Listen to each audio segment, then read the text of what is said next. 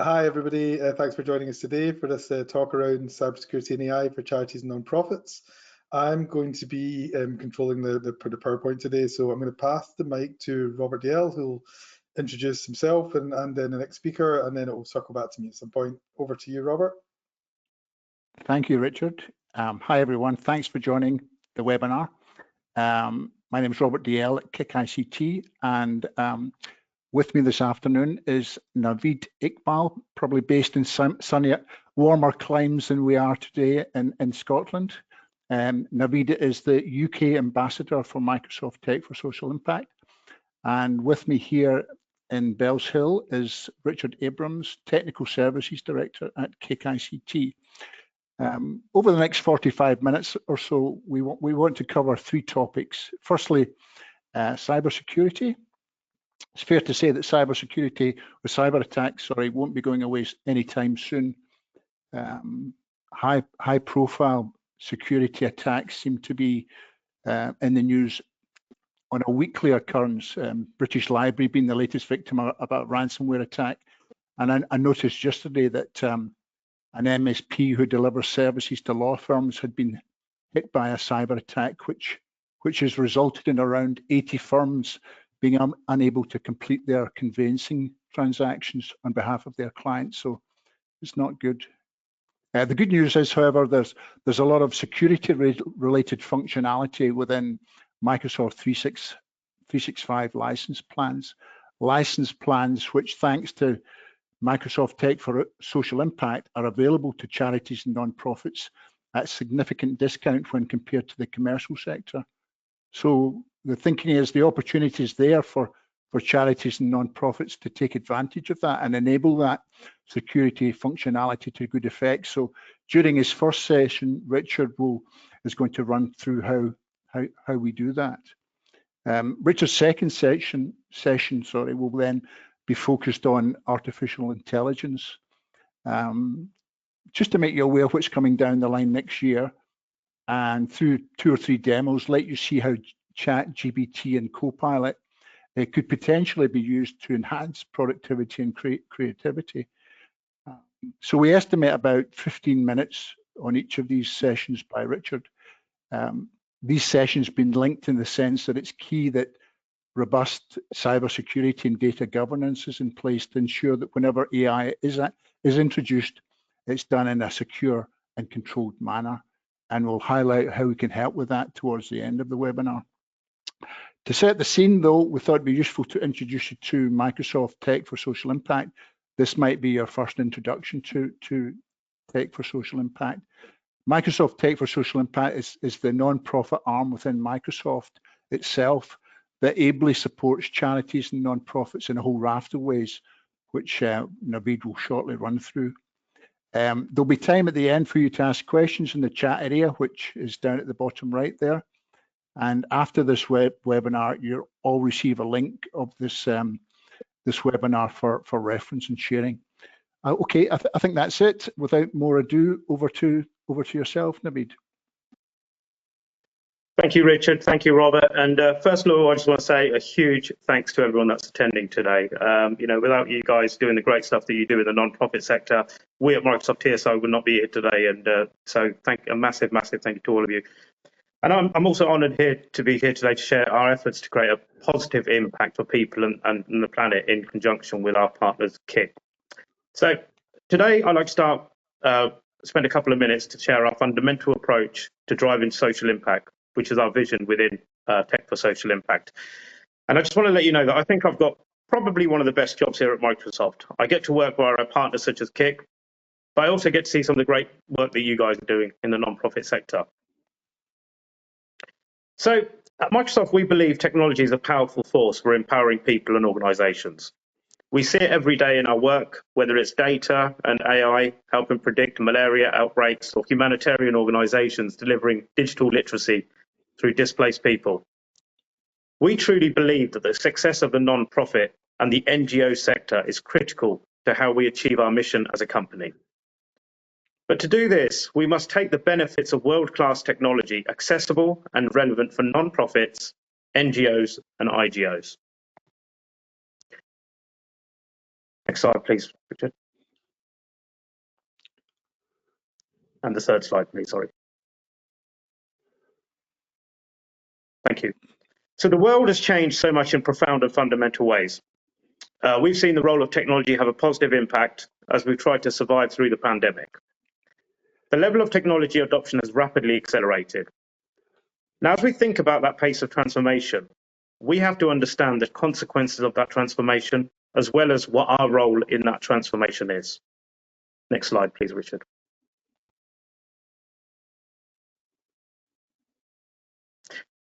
So we see a digital divide, an opportunity continuing to grow, but many people are left behind. The number of kids in sub-Saharan Africa that are literate at the age of 10, so that's when you stop learning to read and you read to learn, is 10%. That means 90% of kids can't read in sub-Saharan Africa. That means they can't get a job.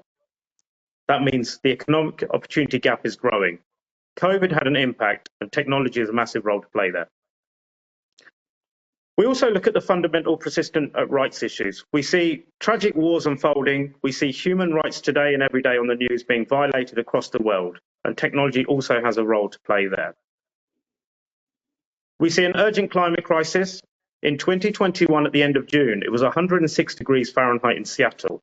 In Netherlands, it was also baking at that time. That's not normal. There's a role for technology to play in supporting the world become a cooler, better, safer place. And then there's also this diminishing trust in big technology organizations. There are questions about our motives, our motivations. It's critical that we apply technology and innovations to address these challenges without sacrificing our core values like trust, privacy, transparency, and inclusion. Next slide, please. So we realized that we needed to evolve and think about a different business model in supporting societal changes and organizations and non-profits that serve this purpose. So in 2017, Microsoft Philanthropies, which was born in 1982, brought its contribution efforts together with commercial sales and business development to create Tech for Social Impact. Now, as we work to help everyone achieve more, we are committed to sharing our learnings and reporting our progress across a variety of societal causes, such as affordable housing, digital skilling, and climate change, just to name a few. So TSI combines our grants with non-profit commercial engagement in a single team to accelerate impact through technology, deliver solutions to empower social breakthroughs, and help accelerate Microsoft philanthropic efforts through our efforts and those of our partners, such as KIC. TSI not only provides technology grants, but we also reinvest any profits made from discounted sales to larger charities back into the sector to help the smaller ones. We give free software to those with 10 or fewer employees, which makes up about 80% of the world's 4 million non-profit organizations. We help non-profits modify Microsoft software to meet their specific needs, such as fundraising and mobilizing volunteers, in part connecting them with willing helpers in the company's global partner ecosystem. We offer free digital skills training. Next slide, please.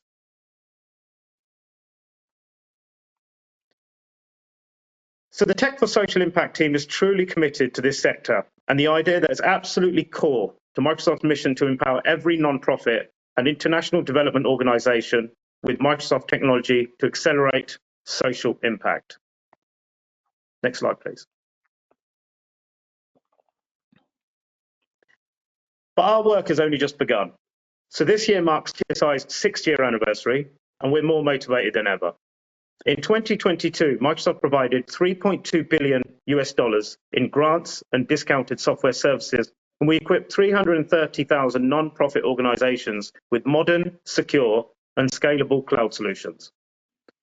And then in July 2020, we launched an initiative to help 25 million people worldwide acquire the digital skills that are needed in a COVID-19 economy. So everything that we do is driven by a deep sense of purpose and timeless values of trust, privacy, transparency, and inclusion. Values that our customers have come to expect of us and that today's fast-changing society requires of us. Next slide, please. So we talk about the Microsoft partner ecosystem. They're trusted technical architects, system integrators, advisors, and managed solution providers. They have a deep technical expertise and a proven track record, helping customers develop and execute against their digital strategies. The robust Microsoft partner ecosystem has been with us every step of the way to leverage this foundation to develop even more solutions around the globe. We couldn't do this without our partners such as Kik.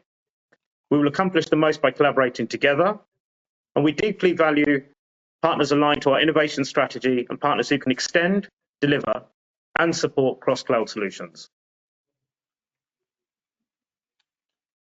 Next slide, please. So as mentioned earlier, there are a number of grants and discounts that we provide to the non-profit sector via our partner ecosystem. I will be sharing this slide at the end of the webinar, where you can take a look and make sure that you are taking advantage of the main offers that are available. And these offers are continuously evolving. Everything that we do is reinvested back into the non-profit sector, so we can give better offers, better grants. Next slide, please. And there's also some learning collateral as well. So you can learn more about the Microsoft Cloud for non-profits, fundraising and engagement. And there's also a couple of guided tools as well, which again, we'll be sharing via our partners at the end of the webinar. Next slide, please. So the question really is, what is our role in modern day? So Milton Friedman, who's a renowned economist, said the role of a company is to serve its shareholders, that greed is good. But the definition has evolved because it turns out that companies don't evolve in some parallel universe or some vacuum outside the planet. We're affected by the world around us, whether it's global warming, it's poverty, or it's our next market in Africa. Billions and billions of people in the world are affected. So we look at the new definition of what a company needs to do. Every company. That came from a business roundtable, which is 181 CEOs that come together. And they say a role of a company is not just to serve shareholders, but the role of a company is to serve stakeholders. Our stakeholders are our employees, our partners such as Kik, and most importantly, you guys, which are our customers, because that's the communities that we operate in. And quite simply, the philosophy of Microsoft and its partners is simple. Companies that can do more should do more. And we here at Microsoft are doing more. Next slide, please.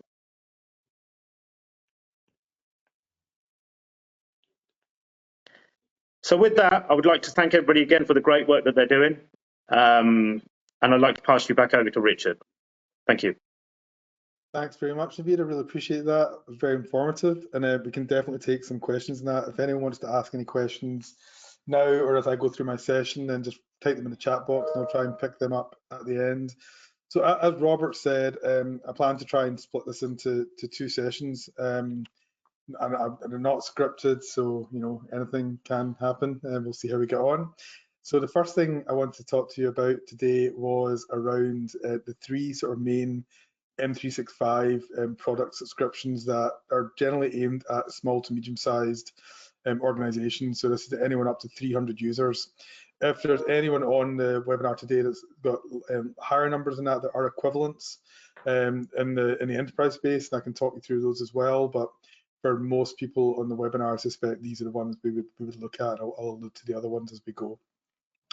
So just for a bit of sort of baseline information, the three main product categories that people tend to buy are Business Basic, Business Standard, and Business Premium.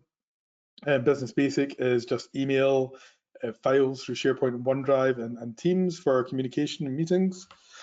And Business Standard builds on top of that and includes the desktop versions of Microsoft Office. You do get the browser-based versions of those applications in Basic, but with Standard, you get the full product suite to install. And Business Premium overlays a whole bunch of products on top of that, a lot of them in the security space, but also some increases in licensing benefits and other sort of small niche products that make up the entire suite. So just on the commercials of that, Business Basic for charities is free. And Business Premium at the higher end, you get 10 users free of charge as a charity. And then I think non-profits, $5.50, £4.50 per month, which is, I think for a commercial company, that would be about £19. So it's a large 75, 80% discount. So what I want to talk to you about today is really what these features in Business Premium can do for your organization, particularly around cybersecurity, and also in terms of some of the things that are going to come with that subscription through artificial intelligence. Some of those tools available today, some of those tools available in the future. So the first thing I was going to talk around was on identity. Everyone be familiar with multi-factor authentication. So multi-factor authentication is a means by which you will get prompted for a second password when you try to log on to something like your email or through Teams. And increasingly, a lot of the cyber attacks that we see are people having their accounts phished with a PH. And what we're talking about there is where somebody gets a link to a website and they think they're logging into Amazon or doing a password reset on their Microsoft 365, but in actual fact, it's a fake website. They put in their credentials, and then hackers harvest those details and use them to attack systems. By having the second MFA password, you can protect against those scenarios. What Business Premium does over and above Basic and Standard is give you some additional layers to that. So on Business Basic and Standard, you get something called per user MFA, and which is fine, but you have to set it on a per user basis. And there's no granular control, and invariably we find that a user doesn't have it set correctly, and they become the gateway for a cyber attack. Through Business Premium, you gain access to increased integration with passwordless technology. So we're talking about Windows Hello, which some of you can have your laptops, where your camera can be your authentication method, where you can use a fingerprint scanner for biometrics, and through multi-factor authentication, where we can have little hardware tokens like a key fob, or a variety of different ways, whether that be an SMS message, an authenticator app on your phone that can provide this sort of second layer of authentication. So that's one sort of key advantage of Business Premium. But what goes hand in hand with that is a technology called Azure Active Directory. And this is included, I think the naming's changed, and I'll pick that up at the end, but this is included within Business Premium.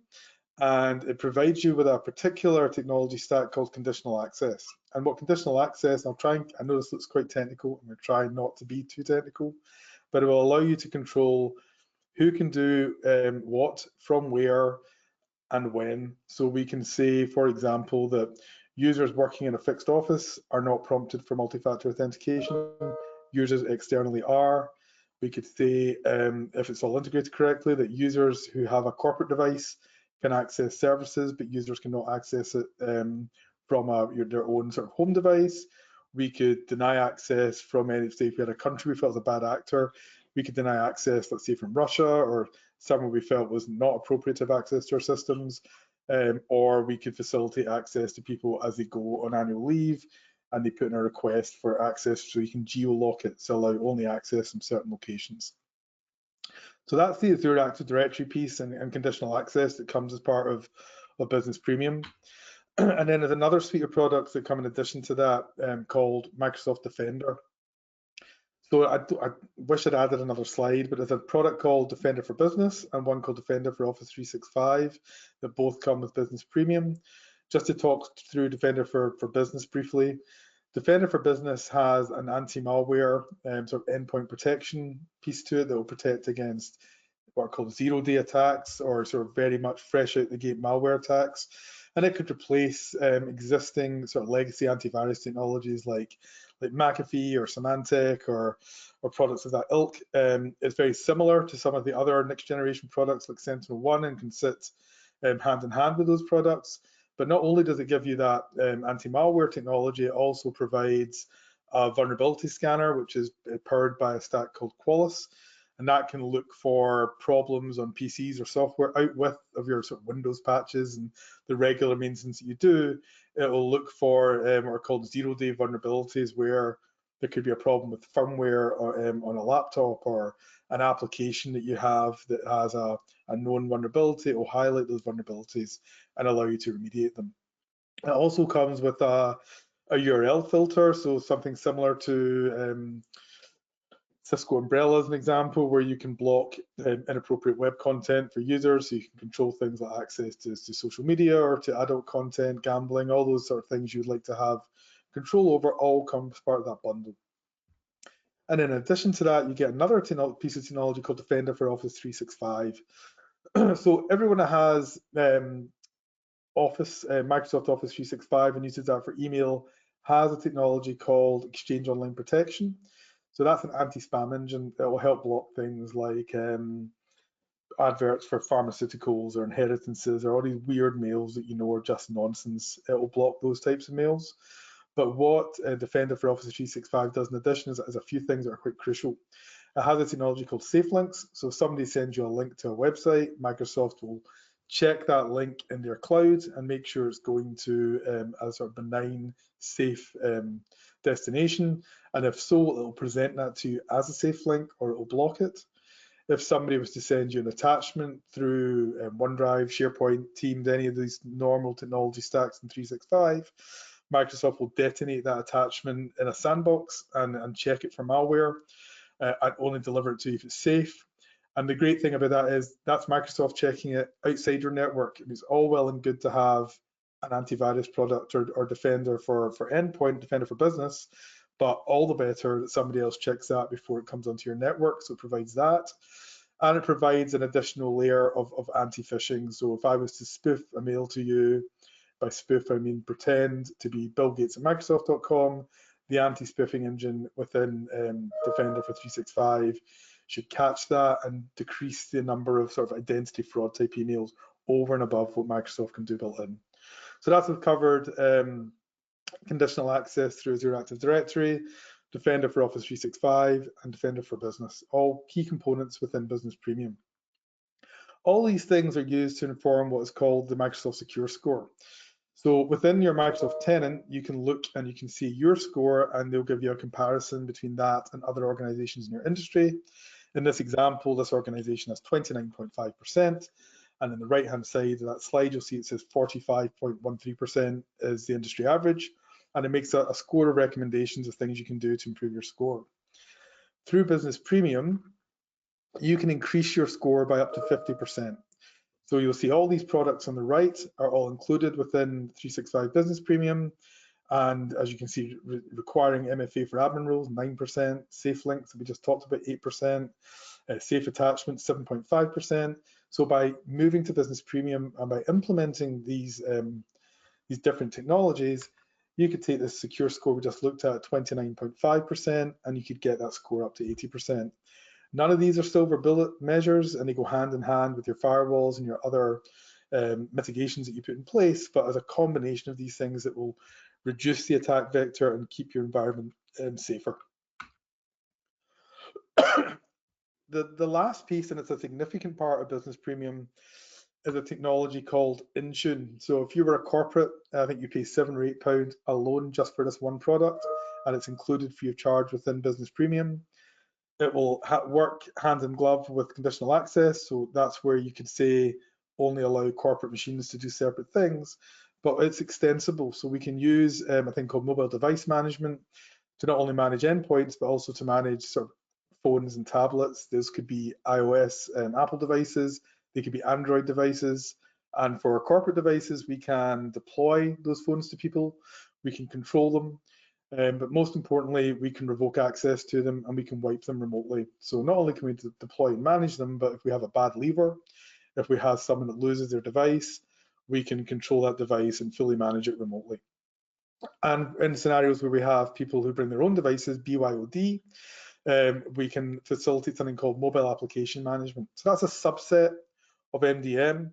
And what that will allow me to do is if I had my personal phone, my organization can put to metaphor it, a bubble in that phone, and within that bubble they can publish my corporate applications and corporate data, give me access to that, and in the event that I lose the device or I leave, any of these scenarios we discussed, they can pop that bubble information, take it off my phone, and leave the rest of it intact with my personal information on it. So we've actually now just discussed Intune, we've talked about Microsoft Defender, we've talked about Azure Active Directory, and then on top of that, we're going to get introductions into AI that we're going to talk about as we go on through this presentation. So just to kind of baseline that a little bit, and I'll also extend to a little mention about hybrid workers.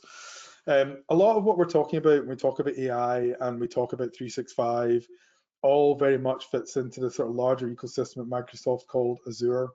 And Azure is Microsoft's cloud environment. So you can take your servers that you have on premises and you can move them into Azure. And those data centers where Azure lives are the same data centers, albeit segmented, where Microsoft 365 lives, where Xbox Live lives, and also where the AIs that Microsoft work on exist as well. And what we're talking about here is by moving into the sort of common topology into the Microsoft cloud, you get these sort of synergies between products that allow you to do sort of very clever, nuanced things. One of those things being Azure Virtual Desktop, where you can run your entire desktop experience in Azure and plugged into all those line of business applications that you have hosted in the cloud and Microsoft Office. But more also on AI, which I'm going to go on and talk to you about now, hopefully for around 15 minutes. So I'm going to jump around a little bit, just sticking with Azure. I'm going to talk to you about what those Azure AI workloads are about, but this one specifically before we talk about general AI activity. So I'm going to talk you through a lot of publicly available AI tools, both from Microsoft and from other competitors and partners. But the thing I just wanted to point out is there is a product called OpenAI in Azure, where you can have your own corporately secure AI environment just for your workloads held within the Azure cloud. Or I should move that slide further back. We won't talk about that in depth today because it's such a nuanced topic, but I'd be more than happy to pick up a conversation with you outside of this demo. So just to circle back, I wanted to talk to you a little bit about artificial intelligence and around the sort of three main sort of vendors in the market for this. So there's a company called OpenAI, and about a year ago they released something called ChatGPT, which is a large language model. So their AIs existed before. If you've ever used Facebook and it's suggested the next thing, or YouTube, all these things are built around artificial intelligence and algorithms. But these large language models were slightly extraordinary, and they could do sort of very clever thing and participate in conversations and help improve productivity. So ChatGPT came out. Google kind of followed. They've got a product called Google Bard, which isn't quite as powerful at this stage, and they've got one called Gemini in development. But Microsoft very quickly formed a very solid, firm partnership with OpenAI. They invested, I think, around $10 billion in OpenAI and provided the Azure platform for OpenAI to train their models on. And that has led to this product stack called Copilot from Microsoft. So Copilot, and there's a range of Copilots, are artificial intelligence bots that Microsoft are releasing in their entire product stack. So there's now going to be Copilot for Windows 11, Copilot for Windows 10, Copilot for M365, Copilot for Dynamics, Copilot for GitHub. There's about 15, 20 of these Copilots that are going to release, and they're all powered by OpenAI's ChatGPT technology, but sort of ring-fenced within this Azure cloud and this Microsoft ecosystem that brings a lot of added benefits in terms of security and capability. And we're going to talk about Bing Chat as well. So Bing Chat is available to the general public, but there's a more secure version of that available via Copilot, via M365 Business Premium, that will be available to you as a non-profit. The Copilot for M365, which is incredibly powerful, is only available to large enterprises at the moment of over 300 seats, but you can expect as we move into 2024 that at some point that will be made available to non-profits as well, and there'll be pricing that is catered to that market. So I'm going to do a couple of demos, and before I do those, I just wanted to give you a couple of gotchas that are very important to highlight. The first one is on privacy, and the second one on hallucination. So on the privacy side of things, and there's a lot of nuance to this. If you use Bing Chat from M365, that has enterprise security enabled around it, and you can be fairly free-flowing in the conversation. If you use OpenAI in Azure, the same thing comes to pass, and on M365 Copilot as well.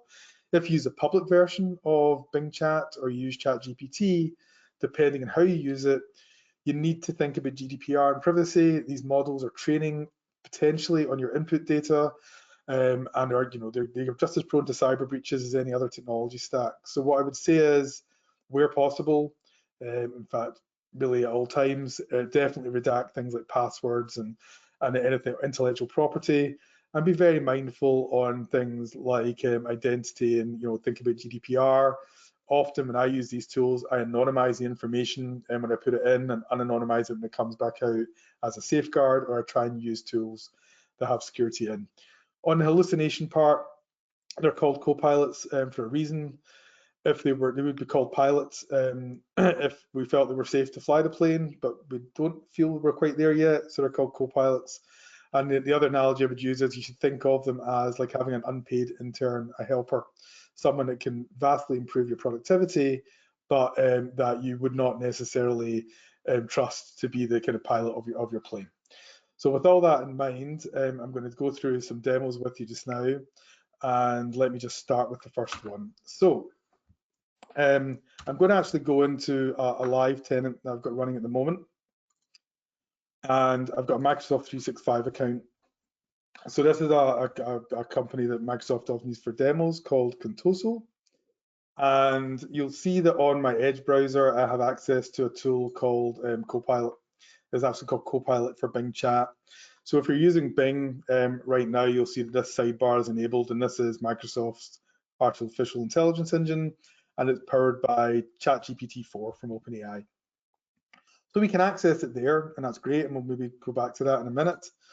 And we've got these sort of tabs on the top, and I'm going to run through some of these with you. What I wanted to do first is just point out a couple of tools in 365 that organizations aren't necessarily that aware of that can help, because people reach for AI quite quickly, and there's a couple of things I think are quite useful that people don't use readily that you may not be aware of. So the first one of those is a product called Delve.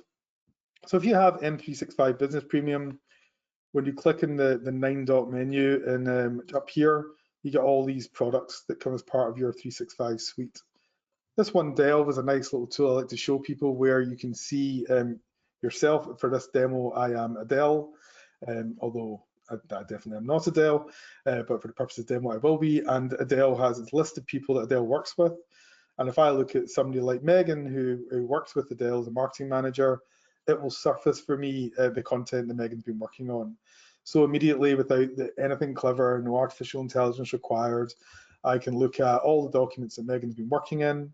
And often one of the complaints that I hear is it's hard to find things because there's so many places to store, whether it's Teams or SharePoint or OneDrive or email. And what Delve will do is look across that ecosystem and all that corpus of data, and it will surface the information I'm looking for. So I want to talk about that. When I go to the Bing browser, we have all these tabs now that have appeared at the top. So if I'm logged in with my corporate identity, I can click on the Work tab, and within my browser, and if we work in Chrome as well, I can click on Marketing, and it will show me a whole plethora of information that is in my 365 estate through my web browser. So I'll see the people in my organization that work in marketing. I'll see all our intranet sites that have marketing information. If I go into files, it will surface all the files for that keyword marketing, both within those documents, if they're just sort of Word, Excel, Office type documents or unprotected PDFs. If I go into messages, it will show me all the messages that talk about marketing, whether those are in Teams, excuse me, or they're in Outlook. So it'll surface that information to me in a very meaningful way. All very useful images, Power BI reports, and that's all incredibly handy and part of your sort of 365 investment. If I go back to Bing.com and I click on the chat tab, it will take me to Bing Chat, Copilot Chat. And if I'm logged in with my 365 identity and not with this demo tenant, but on your actual tenant, I think it'll appear an extra message to say it's Enterprise Bing Chat. And by virtue of that, the conversations are not trained on and that information will not be surfaced. And I can ask things of that chat engine, create images in a very similar way that I can with ChatGPT. So to give you a very, very quick use case on Bing Chat, if I go into my email as Adele, Adele has in her drafts a mail that she'd written to Bob Vance in finance. And she's written this email to Bob Vance saying, I hope you're doing well, just wanted to drop you a line about our financials, blah, blah, blah. It's quite colloquial, but hey, it's not all doom and gloom, etc., etc. So Adele's written this email and she feels it's not quite corporate enough and she'd quite like a different version of it. So I'm going to go in here and I'm going to say can you write a more formal version of this email and include a table? I'm just going to paste in the query that she's asked for and what she wants it to be a bit more formal and have a table. And I've got a typo I've noticed there, but it's clever enough to sort of get past that. And straight away is giving me a more sort of corporate friendly version of that email without skipping a beat, right? And I'm going to proofread it and make sure I'm comfortable with the content, but nonetheless, it's going to speed up my workflow in a very kind of back and forth sort of type conversation. And once it finishes writing that, I would have it as I would always treat this as my first edit, and I might say, you know, be a bit more verbose about this or write a bit more about that, just to help me to get it to where I want to and as to finish it off. And I'll let that complete. And all I wanted to show you here is I can clipboard it directly from here and paste it directly into into Outlook, sorry. There we go. So that's the kind of main thrust of my email. I can click the clipboard button here, and I can go to write a new mail from Adele and paste the content in. I've got a little bit of formatting with it, but largely that has taken what was a very rough, sort of chatty, informal text, and it's given me something more formal. And then in the Copilot, I can do that in here. I've also got tabs just built around composition where I can say I want to compose an email, and you can say the kind of tone you want to have for it. You can say how long you want, and it gives me a nicer dialogue to do the same thing as I've done within Bing Chat. So I just want to talk a little bit around what we can do in Copilot, in ChatGPT. The reason I want to do that is M365 Copilot is going to be a kind of revolution in improving productivity, because what it will allow me to do is some of the things I'm showing you here today, but in a way that's plugged into my Microsoft ecosystem. So I'll do this first example, and then I'll show you how it is. Let me just actually do this in Chrome, and I'll show you how it would be the same kind of thing could be done within Copilot. So I'm going to put in I've got these stored prompts. I've got a little tool that I use to store the prompts that I'm going to talk about, and I'm going to paste in a transcript of a conversation. So if I'm using Microsoft Teams, I can record a conversation and I can it'll create a transcript for me. And I'm going to take that transcript and put it into the AI and ask it to do something with the transcript. So I've got this chat between Peter Smith, the marketing manager at Acme Corp, and Julie Andrews, who's a representative from a charity called Homeless Helpers. And excuse the hokiness of the name, I made this up last night. And what Julie's trying to do is to raise, she's got a budget of £20,000. This could be to an internal marketing department, and she's hoping to spend that in order to do a fundraising campaign to try and raise £50,000 through subscription-based donations and to recruit volunteers as well. So I've got this back and forth conversation that's quite casual and some back and forth. And then I've given it a prompt, quite a long-winded prompt that says, oh, it's still writing it and it's not done. Hold on a second, let me try pasting this in again. Bear with me. Let's clear chat. So that's my transcript, and then I hadn't added the prompt onto the end, which wouldn't help. Let me just add the prompt. Okay, it's better. So the prompt I've added onto the end of it is going to say, this part here, please act as a pre-sales digital marketer for this digital marketing company. I've asked it to write an introduction of 2 to 5 sentences based on the transcript. I've asked it to write a scope with a narrative of the work we're trying to do for this client. I've told it that we want a pricing table at £500 per day with some time for project management, and we were going to have a discount, and we've allowed 30% of the customer budget for marketing services and 30% for advertising and 70% for core services. And then I've got the transcript. And then straight away, without kind of missing a beat, GPT has started to write the proposal for me. So it's written an introduction, it's written a scope of the things we're going to do in this marketing campaign, it's completed the core of the pricing table for me, some stuff about budget allocations and assumptions. So if you think about this in the world of what Copilot will be able to do, and you can do some of this with a product called Teams Premium Edition today that can take a transcript and surface goals and summarizations, etc. through AI. But with Copilot, you'll be able to say, look at all the proposals I've done before, look at this Teams transcript, and write me a proposal in the same style. And this with GPT is very much a flavor of what that looks like, and you can use this today. So again, straight away, it's written this this proposal for me, and I could say, write me additional paragraphs around these terms, expand in these areas, and have a back and forth conversation. And I could take that and I could cut and paste it straight into my Word proposal document.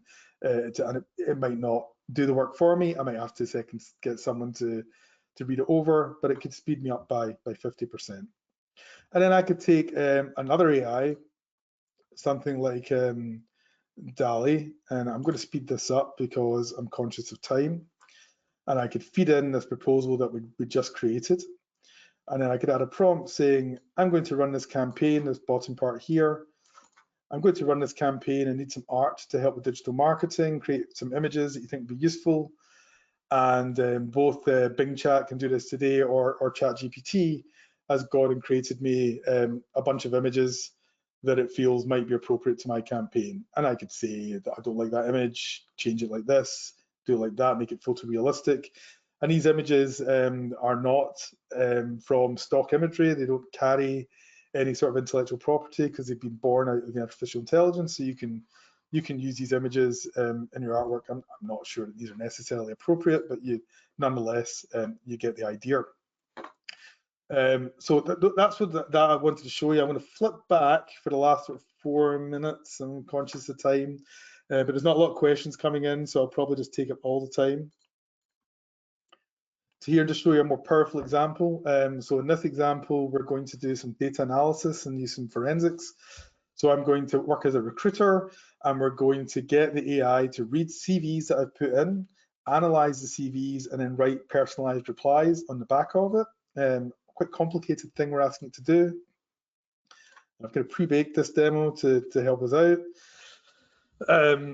And whilst this talk, I'm going to tell you what this is going to do and let you watch it, and I'll tail off the presentation at the same time. So I'm going to multitask. In this example, I'm going to upload some CVs that we took in for 3 lawyers that want to apply for a job at a legal firm in Glasgow to work at a family lawyer. And I've asked the AI to provide a comparison of the CVs, to make a recommendation on which person is the most appropriate for the job, and then I'm going to ask the AI to write personalized responses to people based on whether we've taken to the next stage of the process or not. So you can see there, please provide a thorough comparison selection, and those are the 3 CVs that I've put up. And immediately ChatGPT, or it could be Copilot, is looking at the candidates and summarizing their CVs for me. It's telling me that Emily Smith worked in family law. It's a family law we're hiring for, so I know she'll be the right one. And Alex is a criminal lawyer, and John Doe is a corporate lawyer. And it's going to, as you'll see in a second, show me a detailed evaluation of what that person can do, and write these letters. I'm going to skip the rest of this demo because I'm kind of running out of time because I want to tail off. I'll maybe try and get to the point where it shows you the first one of the letters being written, because I just want to talk about what I wanted to take away from today. And then as there's not a lot of questions coming in, we'll probably reach out to you for questions. But as you can see, it's done this detailed evaluation. It's going to go ahead and do these comparisons for me. It's going to make a recommendation, and then it's going to write these emails for me. Whilst it starts to do that, and I'll bring on to the last slide, let's talk about preparation. Robert alluded to it at the beginning of the presentation, and what you need to be thinking about to make all this work is around data governance and privacy within 365. These tools are going to surface information wherever it may be held in your 365 estate. And in order to do that in a safe way, you have to be a lot more considered. There's those recommendation letters being written, and it will take content of your CVs. I'm going to skip past that if that's okay, just to get you onto here. What you need to be thinking about is the governance of your data, around your data security, around your permissions. And what Kik can help you with is to do some of that. We can help give you a technical consultation where we can look at your secure score, where we can see what you're using in terms of non-profit licensing, whether you're leveraging NCE, help you move from business basic to business standard and premium and enjoy some of those sort of benevolent offers that Microsoft offers to non-profits. We can sit down and have a look and say, are you configured to be able to embrace AI? Do you have things like governance in place? Do you have good security in your systems?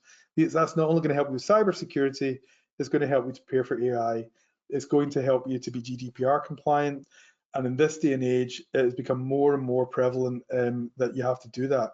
You have to think about information security, both internally and where you're vulnerable to attack. And then finally, there's a whole new non-profit system coming in place in 2024 called NCE. So anybody that has non-profit licenses will need to transition.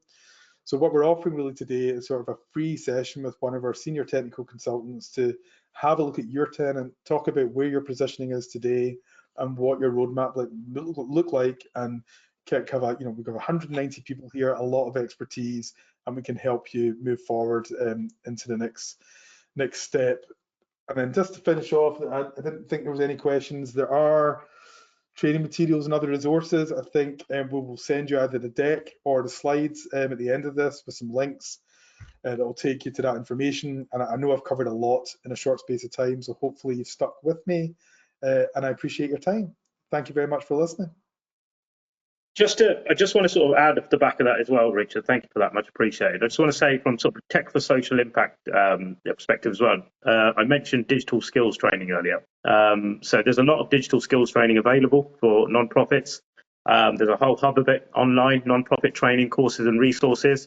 It covers everything from 365 to to Excel for non-profits, Microsoft Teams for non-profits, right through to sort of getting started with Microsoft Teams, all that sort of stuff. So please take advantage of that resource that's available online as well, yeah? And also please take advantage of the offers that are available via Kik. To apply to be a non-profit and take advantage of those offers is a very simple process. Microsoft.com/non-profits, eligibility checker. Takes about 3 or 4 days, and if nothing else, please take advantage of the the discounted licenses that are available for you guys, the Azure credits, and the free licensing that's available for 10 users below. Yeah, absolutely. Don't forget that $2,000 of Azure credits is a great offer. Robert, is there anything that you wanted to touch on before we finish up? Well, there's just a plethora of resources available. There's a resources hub for charities and non-profits on LinkedIn, which outlines some best practices for hiring, marketing, and fundraising on LinkedIn. That's well worth a link. We maybe include that on the collateral going out, Richard. And the only thing to say, like, I do some of these sessions as one-to-ones as well, and we can organize those for you. Like, we're keen to tailor these types of presentations to your business and organization. We're very much a hand-in-hand partner at Kik, and we very much think about non-profits and how we deliver value. Kik themselves do sponsor a number of charities, so we're keen to be part of that journey with you and help you get the most out of your IT investment, and particularly in the sort of industry that you guys all work in. And I think that's hopefully us. Thank you very much for taking the time. Thank you all for attending. Thank you. Thank you, everybody. Thank you. Bye-bye. Bye-bye.